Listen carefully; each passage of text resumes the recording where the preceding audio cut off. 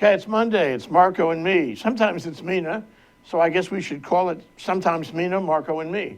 But today it's Marco and me. Marco Mangelsdorf joins us by Skype, audio from Provision Solar and Hilo. Welcome again to our ongoing discussion, Marco. Well, in the words of this 80s all-girl band called the Bangles, it's just another marvelous Monday. Whoa, whoa. Wish it were a fun day. No, it's always a fun, marvelous day when I'm speaking to you, Jay. Thank you so much for having me again. Marco and I have an understanding that we will actually perform on stage someday. With you taking the lead. I will always be your understudy, Jay. And 2 weeks from now, we're going to do a special show. I'll be in New York watching the opening of Allegiance, and he'll be here in Provision Solar and Hilo, and we do a three-way with a Uber host here in the studio. That'll be great. Anyway, so let's talk about current developments in energy. And that is Energy Matters, October 2015. I'd say Energy Matters all the time anyway. And I guess the first thing that comes to my mind is the end of NEM. We heard that 2 weeks ago, and it's still having ripple effect. The brave new world of distributed energy resources 2.0. So what has happened since the PUC came up with its historic order? First thing I remember is a lot of people in the solar industry came down on the PUC, criticizing them. There was talk of a lawsuit. What happened? Well, it was an earthquake on October 12th, 2 weeks ago, Jay, regarding the end of NEM, long live NEM, NEM is dead. And we've been dealing with the aftershocks essentially over the past couple of weeks in terms of how is this going to play out in a practical procedural basis. And yes, the Alliance for Solar Choice, also known as TASC, they filed for an injunction in Hawaii court last week, essentially suing the commission, suing Governor David Ige to stop implementation of DER 2.0, and I would imagine that a judge will be ruling on that, hopefully in fairly short order. I don't think there's much likelihood of TASC getting what they wanted, because the commission has given pretty broad and deep discretion on these matters. But we would, in effect, we're the first state in the country that is formally ending net energy metering. So I think from their perspective, perhaps they feel that they have no choice but to do whatever they can to try to overturn this, lest they be seen as somehow acquiescing to the first of perhaps more dominoes to fall across the mainland. Yeah, a couple of thoughts about that, Marco. Number one is, I mean, although we refer to it, in our own way as the end of NEM, it isn't really the end of NEM. It's just a change in NEM. The dollar amounts have changed, but the basic idea is still in place. You can export electricity to the utility, and the utility will pay you or credit you at a certain rate. So the rate changed, and you have to pay a baseline monthly expense. You still do. It's just that it changed for the new clients, new accounts, not the grandfathered ones. So, I mean, I don't see this as all that revolutionary, but what I see as revolutionary is this lawsuit idea of suing for an injunction against the implementation of an order by the PUC in a proceeding where it was transparent. There were all kinds of opportunities to state a position, where the result was, to me, I mean, reasonable certainly within reasonable boundaries, and appreciated by a good part of the community, if not the other parts of the solar community. But what strikes me is that we are in a time, I like your opinion on this, we are in a time where people make very aggressive moves. Seeking an injunction? That's about as aggressive as you can get. That's pretty nasty business. Am I right? Well, I'll leave it to others, I think, in terms of the nastiness, although I have been on the record as observing, opining that some of the rhetoric that has come from the TASC folks seems to me to be gratuitously kind of over the top and rather incendiary. But I do want to do want to make clear that in the way net energy metering has been more or less officially defined over the past years, going back to, I think California led this, the nation back in 1998 when they first pulled the trigger on NEM, is that net energy metering implies to me, is defined, my concept is that you, the customer generator, is receiving the same value for their exported solar kilowatt hours, same value as they are paying in terms of the retail value, paying for the kilowatt hours that they import. So net energy metering, as I define it, as I conceive it, has come to an end, did come to an end as of the 12th of October.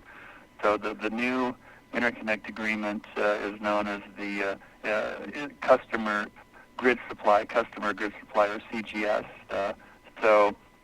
But as you noted, I mean, the concept is the same in terms of your PV system is interacting with the grid and is supplying power to the grid when there's surplus power, and then your site is, your home, your business is consuming power when the sun doesn't shine or when your PV system is not supplying enough power to meet your loads.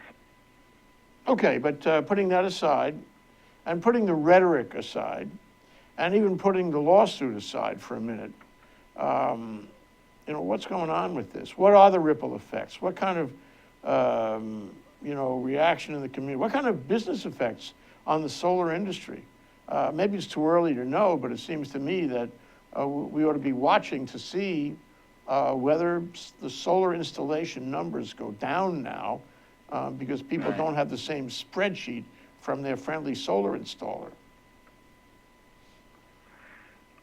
I think that there's quite a bit of concern right now, Jay, and 2 weeks post decision is not enough time to really make much of a definitive observation. And I'm going to look at the permit numbers for Oahu in the next few days and see how they have how the permits numbers have been in the past 2 weeks, and see compare that to the first 12 days or so of October and see what kind of drop off there's been. So there's been quite a bit of concern.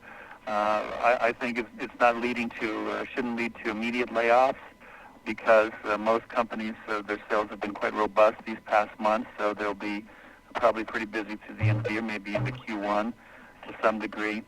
But the real big hit I see is going to be less so on those homeowners who are purchasing their system outright, either through cash they have in a bank or financing it through a loan or through a HELOC, a home equity line of credit.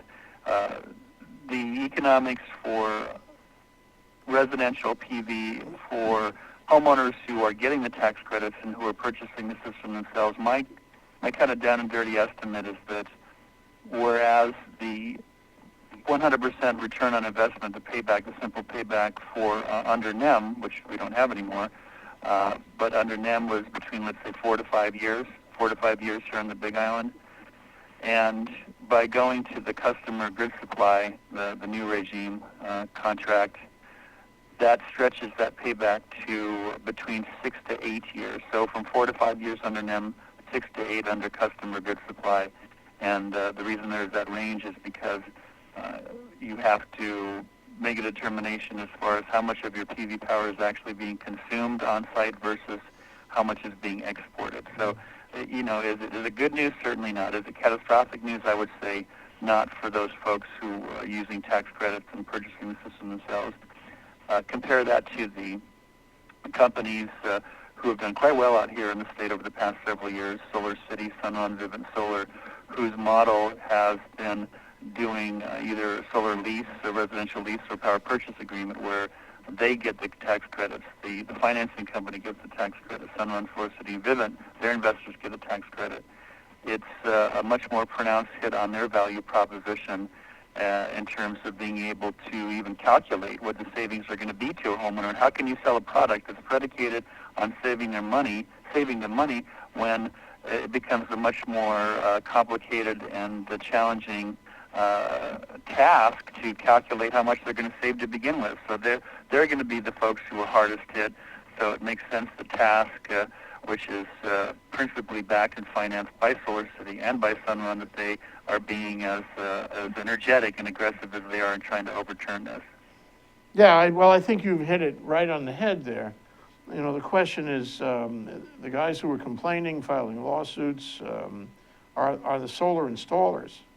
My reaction is, we did not initiate these incentives, either NEM or the solar tax credits, to build a solar installer industry. That's a byproduct of it, certainly a natural byproduct of it. But we did it to increase the number of installations, which it worked. And query, whether we have to maintain the same level of incentives, not necessarily to increase installations, but to increase the growth of the solar installation industry. And I think sometimes we get it wrong. Sometimes we are pointing those incentives in the wrong direction. You're a solar installer, so you may not agree with me.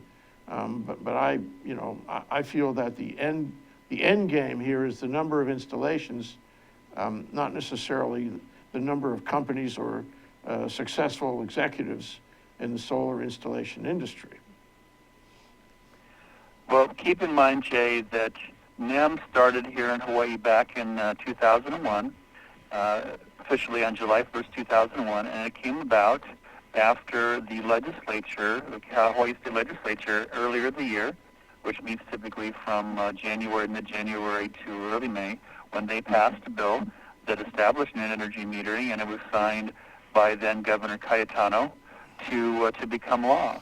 So it was something not that came from the utilities, but from the legislature.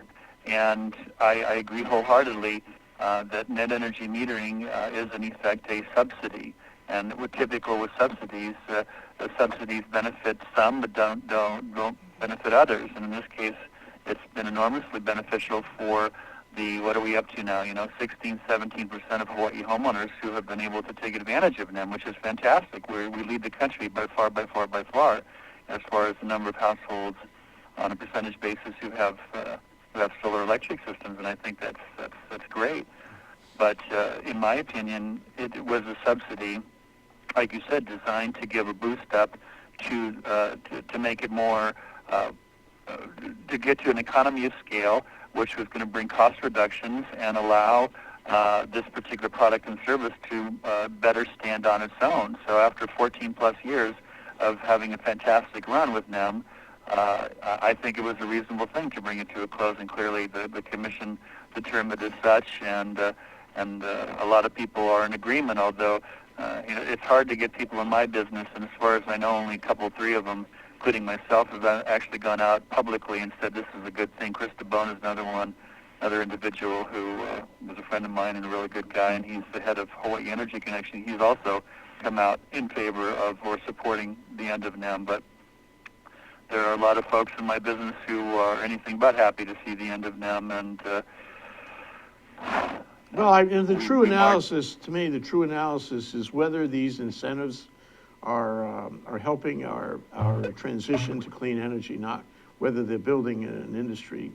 I think the numbers, and I'm sure you will crunch them, will be very instructive as to whether we have a precipitous drop in the number of installations now because of the end of the existing NEM benefit, or whether they remain the same.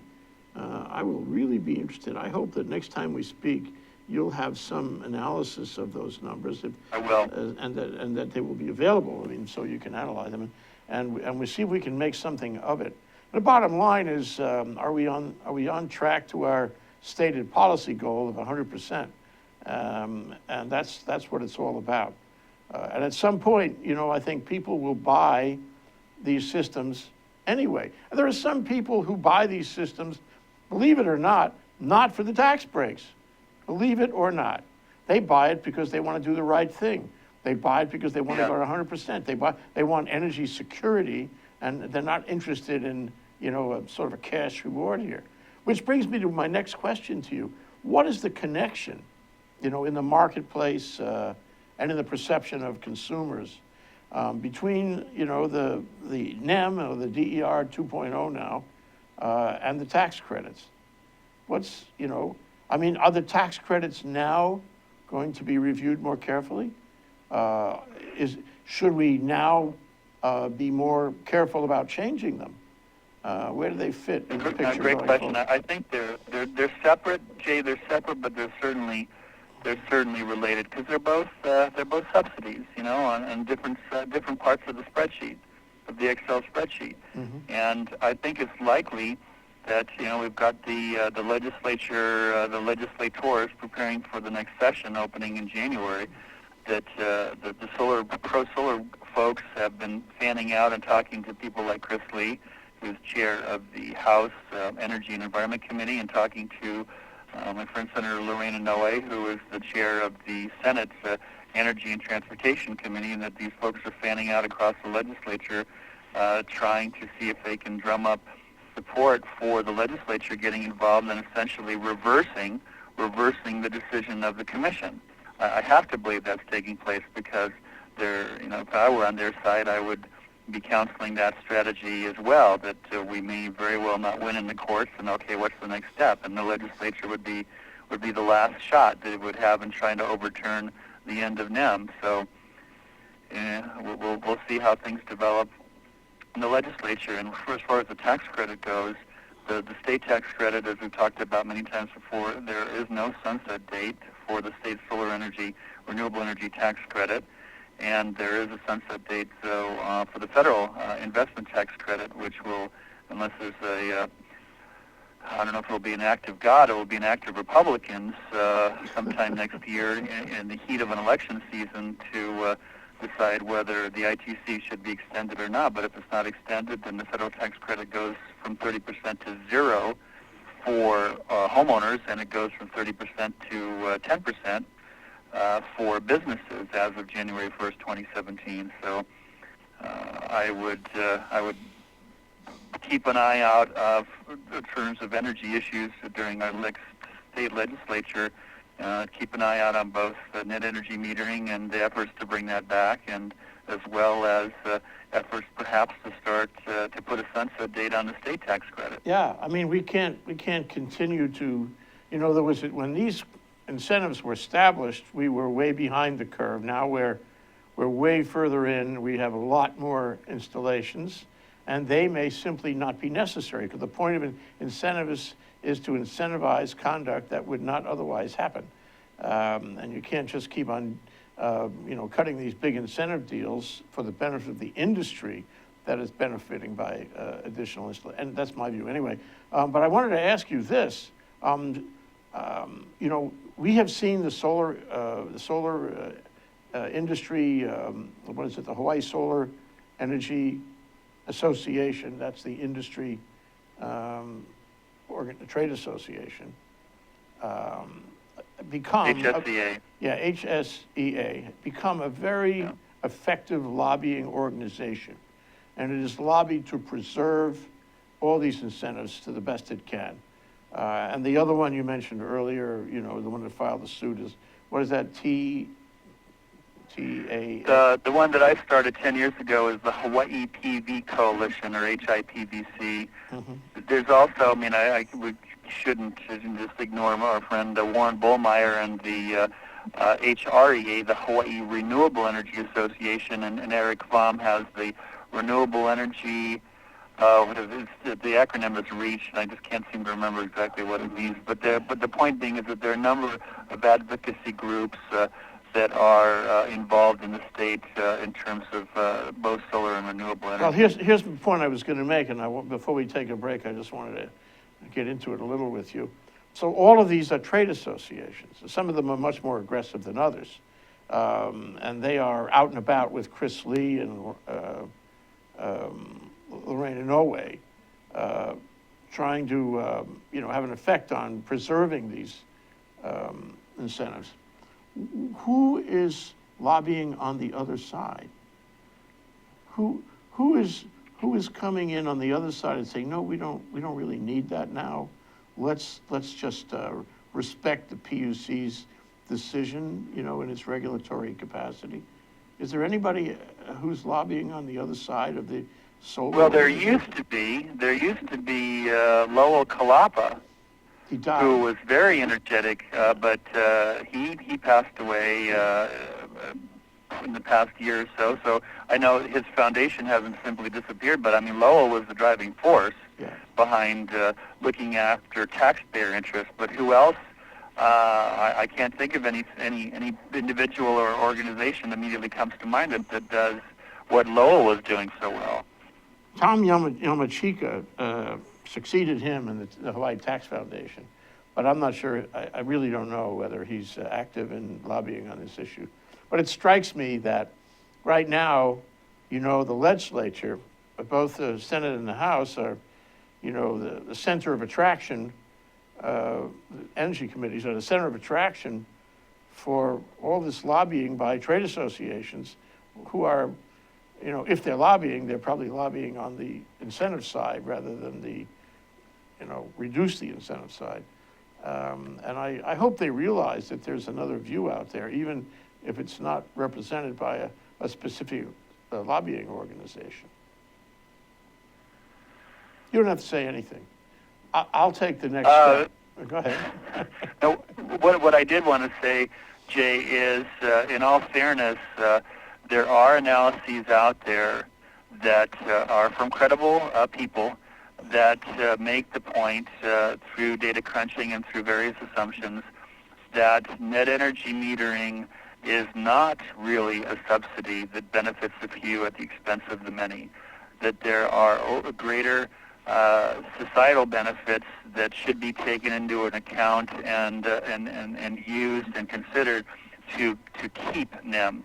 Now, I may or may not necessarily agree with that analysis, but they are out there, and there are similar analyses by economist in the state Tom Lodat looking at the state tax credits, and his point has been that for every $1 of state solar tax credit doesn't go into the general fund, there is substantially more than $1 that accrues to the economy, to society, so that in fact, it's a net benefit.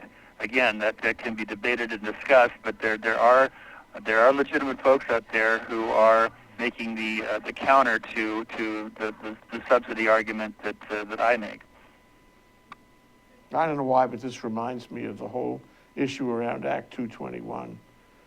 Where the dollars actually spent on the tax credit were way smaller than the solar tax credit, way smaller. And there was great concern in the legislature that this was going to just a few companies and it was not fair, and so they turned it off prematurely and took a piece out of the tech industry. In fact, really kind of in many ways closed it down from new growth. And we've been suffering from that ever since. But in this case, we're not talking about building an industry of tech companies. We're talking about increasing the number of solar installations. It's not the same thing. Anyway, so let's take a quick break, Marco. It's Marco and me. Marco Mangelsdorf joins us by Skype audio from Hilo. And we've been talking about, let's see, what is it now? It's energy matters in October 2015 and at all other times. We'll be right back. Amen. Aloha, my name is Justine Espiritu, and I co-host Hawaii Farmers Series with Matthew Johnson of Oahu Fresh. We talk about Hawaii's local farmers and their supporters. In order to have a vibrant and sustainable local food system, farmers are always the foundation, but there's so many other people involved in the community that help support those farmers. So we bring those folks onto our show every Thursday at 4 p.m. We get their backstory, their history, find out a little more about them, and we find out why they love what they do and their perspective and their advice on how we can continue to have a dynamic and vibrant and sustainable local food system. So we broadcast live every Thursday at 4 p.m. And you can also catch us on ThinkTech's YouTube channel as well as Alelo 54. So we hope you tune in and join us. Thank you. Okay, we're back. We're live. We're here with Marco Mangelsdorf, who joins us by Skype audio from Hilo. He's the principal of Provision Solar there. We've been talking about the end of NEM, long live the new world of DER 2.0. And gee whiz, there's a lot of action, a lot of fallout on that. Now we need to talk about, we always need to talk about the merger, because the merger throws a shadow on everything in energy, clean energy and otherwise. And so Marco sent me a link to which I didn't realize, and PBS Hawaii had a very interesting insights on Hawaii, what's the future for Hawaii's largest electric utility. Did you watch that live, Marco? If so, what are your reactions? Oh, yeah. Yeah, I did. And I'm going to watch it a second time. Just kind of, like when you watch a movie that you like, you watch it a second or third time and you pick up things you didn't pick up the first time. So I'm going to watch it a second time. Yeah. But, what did you get out of it? I definitely... Sorry? What did you get out of it? I mean, the four parties who were Eric Gleason from NextEra, Alan Oshima, president of HIEC, Jeffrey Ono, who's the executive director of Consumer Advocacy Group, and then Representative Chris Lee, who's the chair of the House, the State House Energy and Environment Committee. And all of them, I think, stuck to predictable scripts. So there wasn't too much new ground that was plowed, so to speak. And I think the positions of the parties are fairly well known after all these months of hearings and forums and press conferences and so forth. So I thought the moderator did a reasonable job in an hour. I think it could have easily gone on 2 or 3 hours, and they wouldn't have run out of stuff to talk about. What was your hit? I felt the same way. I mean, I couldn't watch the whole thing, but I was impressed with the moderator, and I was impressed with the way all of them presented. But I didn't see any movement in it, and I didn't see a lot of hope in it either, actually, for a kind of come together. I believe that the PUC can, and maybe it should establish a kind of mediated result here, where everybody, gets shut in a room until they come up with a deal everybody likes. But right now, it seems to be stuck. And what troubles me is that everybody has a position. All of them were expressing their public relations position, but meanwhile, what's going on in all these thousands of interrogatories and all these millions of dollars in legal fees. Oh wow! And now we're going to have a evidentiary hearing. I don't know if they've ever had one at the PUC. This heavy business. This reminds me of that lawsuit challenging the PUC. I mean, it's like this transformation is getting mean somehow. Do we really need to have an evidence? It's like a trial. Can't somebody just examine the filings and make a decision? Have to have a trial with witnesses under oath, cross-examination by 30 parties? That's going to last a long time. Very hard to control that. This is going to be a real shindig, and I'm not sure it's likely to reach a better result than a mediated result. At the end of the day, and I believe that Eric Gleason would say this is just a matter of coming to terms and satisfying different negotiating positions, finding some, moderate position in the middle and going forward on that. But there's so much, what do you want to call it, nastiness on the part of people who are attacking the deal that it's hard to find a mediated result. Anyway, there's a pre-hearing to sort of settle the rules that will apply during the hearing that begins at the end of November. That's coming up in a week or so, and we'll know more then. But I wonder about, your thoughts, Marco, about do we really need this level of process? Hawaii is a state of process. We process ourselves into oblivion. This is going to be a huge process, very expensive process. Is it likely to reach a right result? Well, I would, of course, never presume to speak for what the Public Utilities Commission deems it to be proper or not to have an evidentiary hearings or not. I mean, just a point of comparison, the Alliance for Solar Choice that was and is a intervener on the DER docket. I mean, they filed a motion to allow for evidentiary hearings on the DER docket, and that was opposed by the consumer advocate and ultimately was turned down by the commission that made the determination that evidentiary hearings were not required for the DER docket. Now, clearly, the merger docket, they decided that they were necessary to do. So I'm certainly not going to second guess the commission as to whether the evidentiary hearings are a good idea or not. But I think, given the import of the proposed change of control, as it's called, the change of control of ownership of one of the oldest and most venerable corporations in the state, the Hawaiian Electric Industries, I think erring on the side of getting more information and more discussion is the right thing to do, and clearly that's what the commission is doing. So we have a pre-hearing on the 4th of November, which is 9 days from now, where a lot of matters in terms of procedure and process must necessarily be decided, because the evidentiary hearings are scheduled to start exactly 4 weeks from today, if memory serves. I got my calendar, but no, 5 weeks. That would be the 30th of November.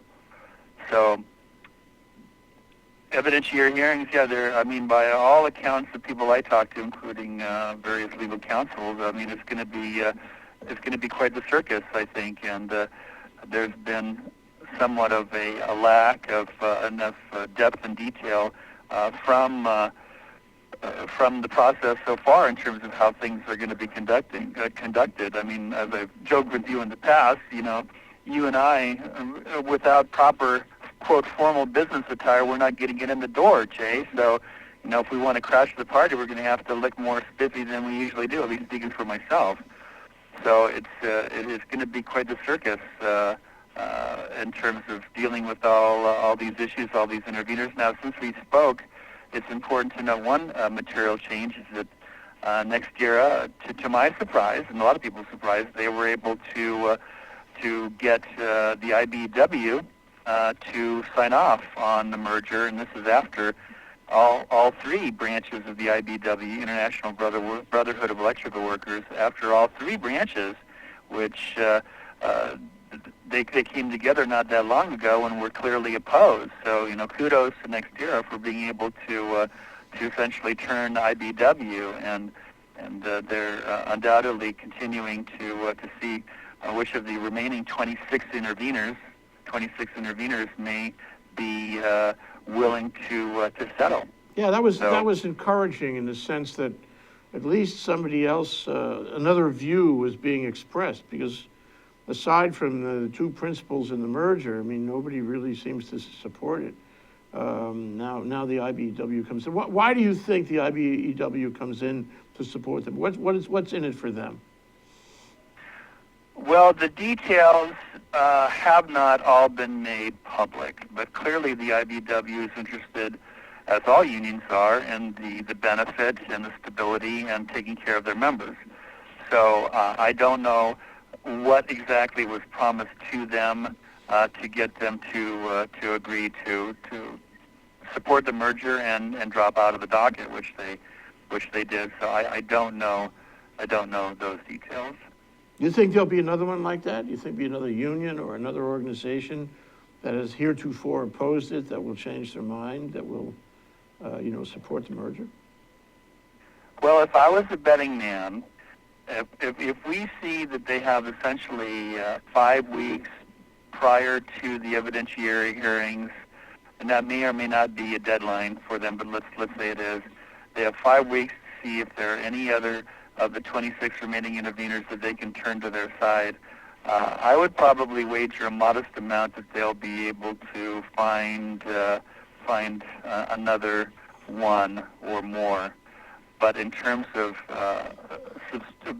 substantially bagging a lot more of the 26 remaining interveners, I think that'd be quite the stretch in terms of trying to trying to get that last card that you need for a royal flush. I don't think that's probably very likely. Well, even if they only had one more, it would. I mean, the IBW,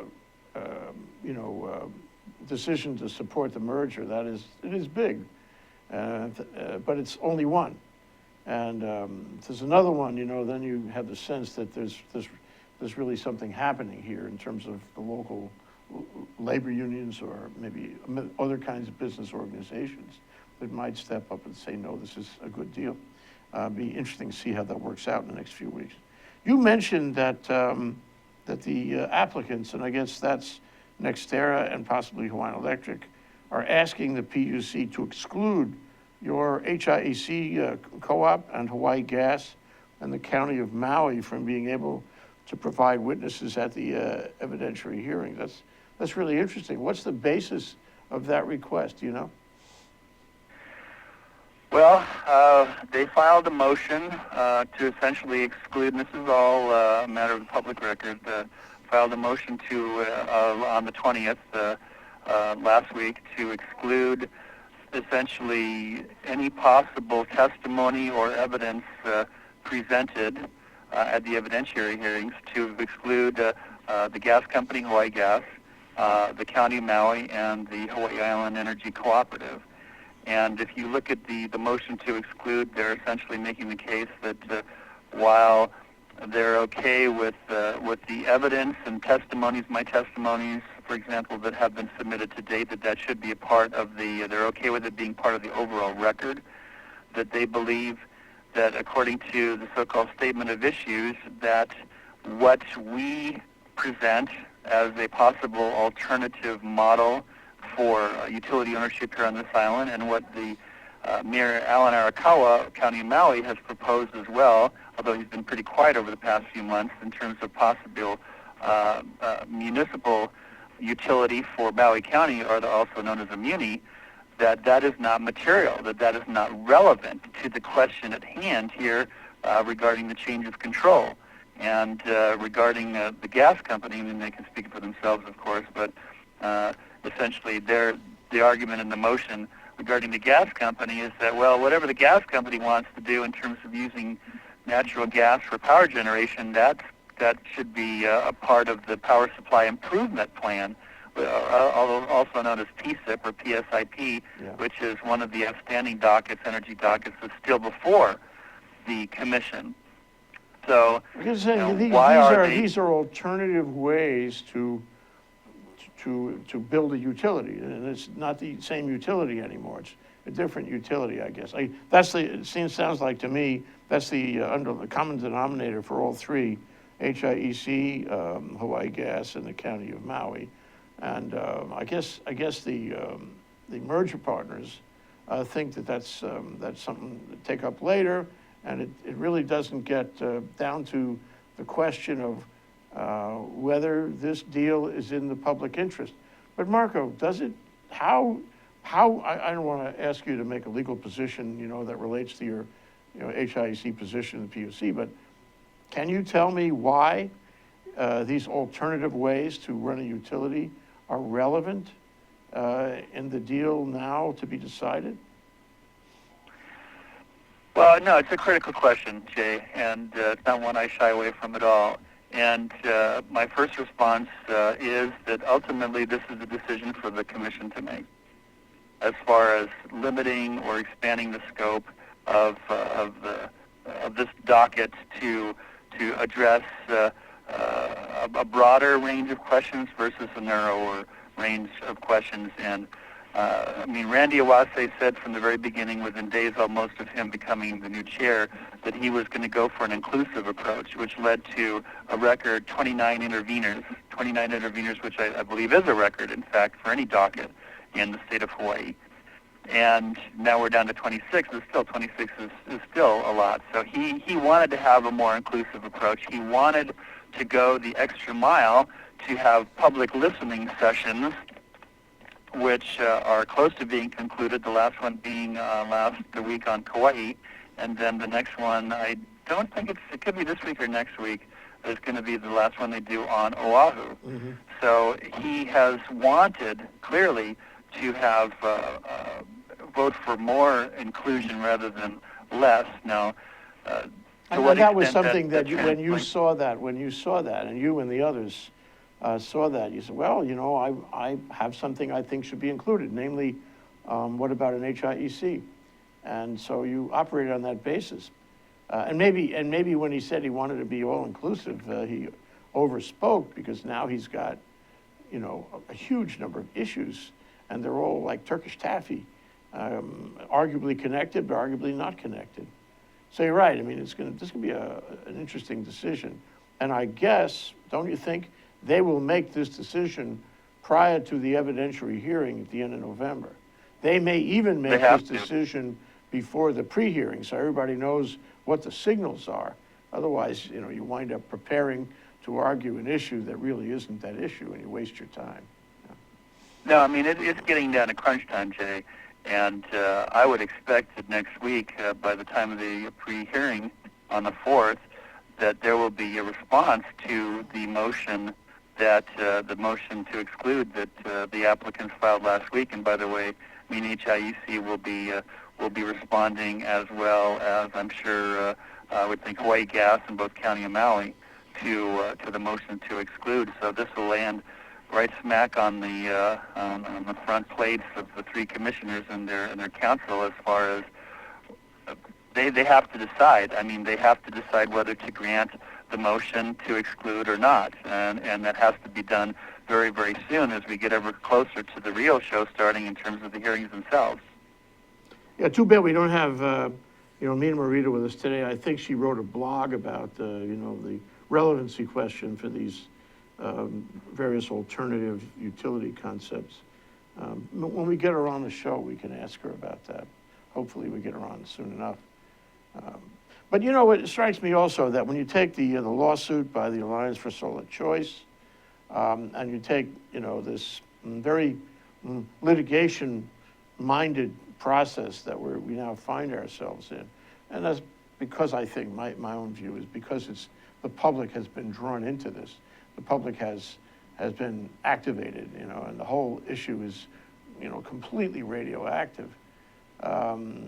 What the PUC does may be the subject of another lawsuit, don't you think? One way or the other. I know Eric Gleason has said that, that if they rule against NextEra, well, he'll just go away. But, theoretically, this could wind up in litigation on everything, which is really not good for the state, don't you think? Well, my understanding, Jay, is that given the breadth and depth of discretion that the PUC has been granted statutorily, that arguing for the reversal of a decision in order, based on the fact that you didn't like it, doesn't go anywhere. You have to be able to prove, I believe, again, and I didn't do so well on the LSAT aptitude test to be able to get into law school, so I'm finally getting over that. You heard it here on Think Tech. But my understanding is that the only way a decision can be challenged is did the PUC follow or not follow proper procedure? Yeah, I don't know what the standard of review is. It might be other things too, but you're right. They have a huge amount of discretion. And as long as they, exercise their discretion, you can't appeal them on that, assuming there are no procedural violations. So I think the Alliance for Solar Choice lawsuit should fail. And I think if anybody wants to go for a suit challenging their decision on the case in chief, they're going to have a hard time doing that in court. But we certainly are in a difficult time these days. Who would have thunk, in 2008, when this was rolled out in the Lingle administration, that there'd be so much Sturm und Drang around getting to clean energy. We are certainly finding out just exactly how exacerbated it can be. And I hope this settles down really soon so we can get back to business, I don't think that's going to happen anytime soon, Jay, in terms of settling down. I just see so much at stake on so many different levels in terms of the way we procure our energy here in Hawaii, the way we consume it, how we consume it, the cost of consuming it. And especially given the backdrop of the world energy situation in terms of what's going on the oil scene, how much longer are these unbelievably cheap prices of $40, $50 a barrel going to last? And I mean, it's just energy, as I share with my students when I teach my energy course. Energy is just so ubiquitous in terms of the impact that it has on day-to-day lives. People fight and die over energy. I just kind of as an aside, I was reading about how ISIS or ISIL, the group in Syria and Iraq, amongst other places, that they are deriving somewhere in the $50 million a month based on the oil that they're able to take out of the ground in Syria and Iraq and sell it to middlemen on the black market and get it to market. Yeah, and who knows who's using it, who's paying for it. You buy fossil fuel these days, you may be supporting ISIS. I saw that too. Anyway, we're out of time, Marco. I really enjoy doing these discussions with you, and if anybody's listening, I think there's great value here, at least in hearing the ideas batted back and forth. Marco and me, doing energy, what do we call this now? Energy Matters in October 2015 and at every other time with Marco Mangelsdorf joining us by Skype, audio from Provision Solar and Hilo. Thank you so much, Marco. We'll do it again in 2 weeks. There'll be more. Energy does matter, Jay, and nothing matters more to me on a Monday than speaking to Jay Fidel and talking about all kinds of interesting things. I look forward to 2 weeks from now. Thank you, Marco. Aloha.